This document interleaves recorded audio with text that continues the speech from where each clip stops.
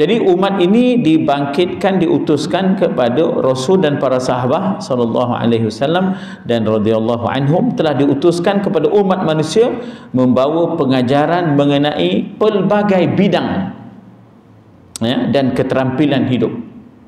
Ini pemikiran ataupun fikrah yang ada pada Yusuf Qaradawi, ya, Dr. Yusuf Qaradawi, ya. Pelbagai bidang pengajaran mengenai pelbagai bidang. Sebab itu disebut tamadun Islam itu satu ketika sebagai lampu suluh kegelapan barat, the torch of Europe. Torchlight lah, slide. Maknanya Europe in the dark ages, zaman kegelapannya, abad pertengahan 15-14, mendapat cahaya, ya, daripada umat Islam di Andalus, di Spain. Lalu disebut bahawa Spain yang diperintah oleh Islam itu sebagai the torch of Europe, the torch of darkness, ya. Maknanya mereka lah yang menjadi lampu suluh kepada kegelapan barat, ya. Sebab barat di abad pertengahan, abad 14-15 disebut sebagai the dark ages, ya, zaman kegelapan. Jadi kita pernah menjadi guru kepada alam, ustaziyatul alam, kata Imam Hasan Al-Banna, sebagai ustaziyatul alam, ya, kita sebagai guru kepada alam. Sekarang ni apa yang berlaku, ya, di zaman globalisasi ni, so called, globalization, kita dapati bahawa kita sekali lagi dikuasai dan menjadi murid, another stage of western domination towards the Muslim world, ya. Akhirnya mereka berada di paksi, di tengah, kita berada di tepi, disebut sebagai periphery, ya. Benjamin Barber, seorang tokoh globalisasi, menyatakan globalization is in the stage of western domination towards the Muslim world.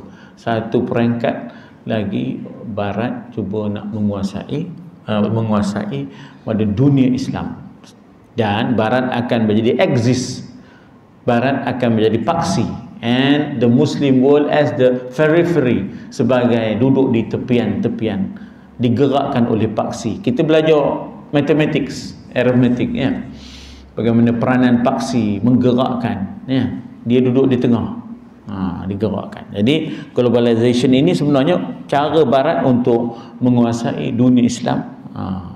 Apa tidaknya kita terpaksa menyaksikan normalization ties with Israel di abad kita tengah duduk ni.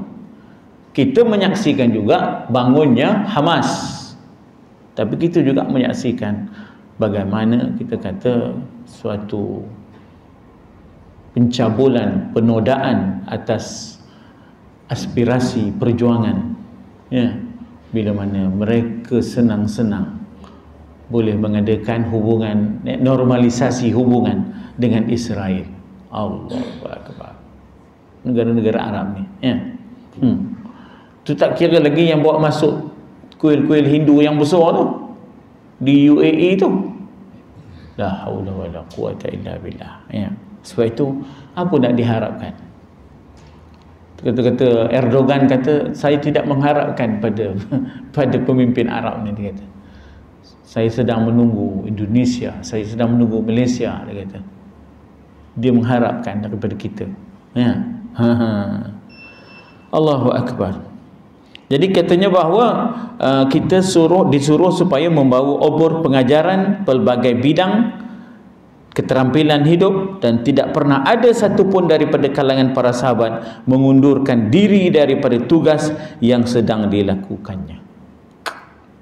Itulah kita berada di posisi, tuan-tuan yang ada di masjid dengan posisinya, ya, barangkali ada di peringkat pendidikan dengan posisinya, ada yang di bidang media dengan posisinya. Jadi kita disuruh supaya jangan kita menjadi punca kelemahan-kelemahan, ya. Jadi katanya di sini bahawa tidak ada yang memohon kepada, dikatakan di sini bahawa tidak ada yang mengundurkan diri dari tugas yang sedang dilakukannya, dan memohon kepada baginda sallallahu alaihi wasallam untuk menumpukan perhatian kepada kerja-kerja dakwah sahaja. Tidak. Sebab kerja dakwah ada orangnya. Tapi bidang teknologi kena ada orangnya. Bidang ketenteraan kena ada orangnya. Ya, bidang sains kena ada orangnya. Semuanya konsisten dalam tugas yang menjadi kewajipan mereka selama ini. Sebab itu ada di antara sahabat yang Nabi suruh jadi pakar bahasa. Zaid bin Harithah, ya, Nabi suruh belajar bahasa Ibrani, Nabi suruh belajar bahasa Farsi. Pasal apa? Pasal keperluan. Masa itu kita kata bahawa ada Empire Rome, ada Empire Parsi, ya, adanya kita kata Bani Israel, adanya keperluan semasa. Jadi Allahu Akbar, umat ini biar luah sikit cara fikirnya, ya tak? Tak ada pula tiba-tiba sempit. Apa dibuat kamu ngaji bahasa Hebrew, apa dibuat kamu ngaji bahasa Parsi?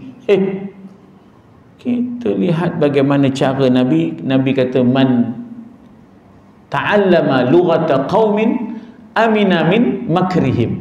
Kata Nabi, siapa yang belajar bahasa satu kaum, amanlah dia daripada tipu daya mereka. Man ta'allama lughata qaumin amina min makrihim.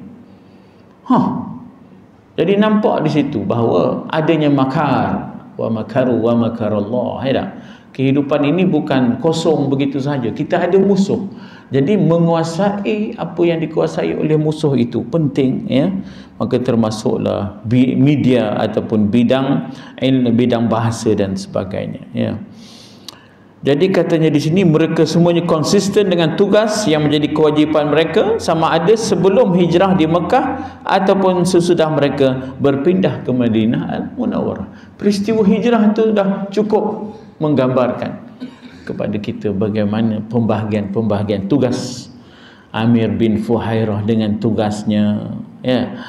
Abdullah ibnu Uraiqid dengan tugasnya, ya. Abdullah ibnu Abu Bakar dengan tugasnya, Asma binti Abu Bakar dengan tugasnya, Sayyidina Ali dengan tugasnya.